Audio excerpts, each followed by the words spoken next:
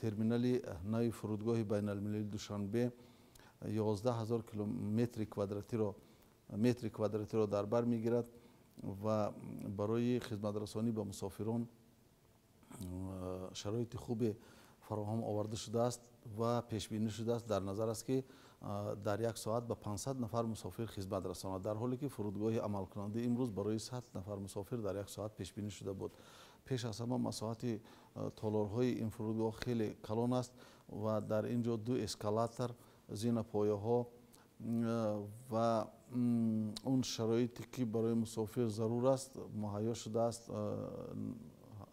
ҳамчунин хонаи модару кӯдак, ҷои намозгузорӣ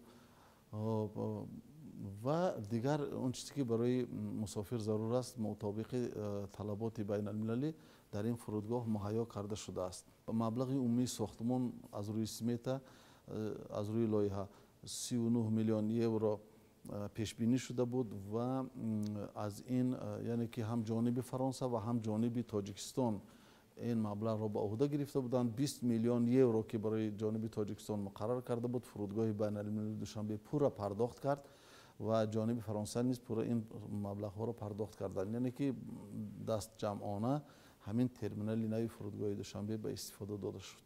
Маблағҳое ки аз ҷониби Фаронса маблағгузорӣ шудааст, яъне ки грант аст, яъне бозгашт аст.